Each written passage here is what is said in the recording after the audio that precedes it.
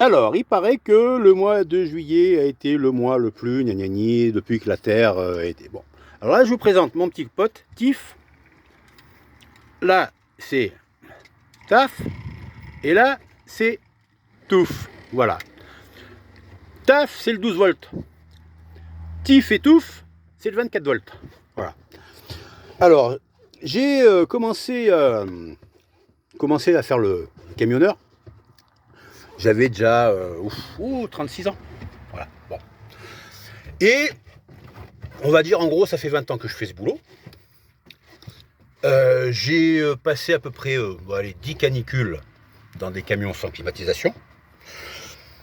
Et 3 ou 4 dans des camions qui avaient une climatisation. Donc je pense que je suis capable de faire la différence entre le avec et entre le sans. Alors, au mois de juin de 2025, on a eu une grosse chaleur qui a tourné à la canicule, puisque la nuit, à 2h du matin, quand tu ouvrais les fenêtres, ben, l'air était aussi chaud. Donc c'est là, hein, parce que bon, la température précise, c'est bien d'avoir une notion de à partir de telle température, la nuit, c'est canicule. Oh, ok, non. Moi je te parle du concret, voilà, du concret. Donc, au mois de juin 2025, on a connu plusieurs semaines de ce qu'on peut appeler canicule.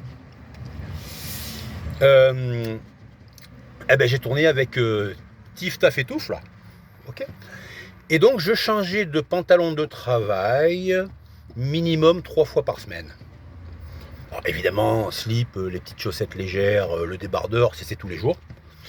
Les bandanas pour essuyer un petit peu le front, tout ça, j'en avais 3 par jour. Donc, que je changeais tous les jours. Donc voilà, je pense que je peux me... Voilà, c'est par rapport à ces petits détails-là que je pense que je peux le mieux exprimer mon propos. Alors, je circule en région PACA. Et en général, plutôt loin du littoral. Je m'approche du littoral quand j'arrive sur Nice, par exemple, au niveau de Saint-Laurent-du-Var, sur l'autoroute. Là, oui, je vois la mer bien comme il faut. Sinon, du côté Bouches-du-Rhône, bon, quand je vais sur Port-Saint-Louis-du-Rhône, je suis pas loin, donc voilà. Je sens les petites variations de température par rapport à quand je suis plus ou moins proche de la mer. Donc, voilà, la chaleur, voilà, je connais quoi.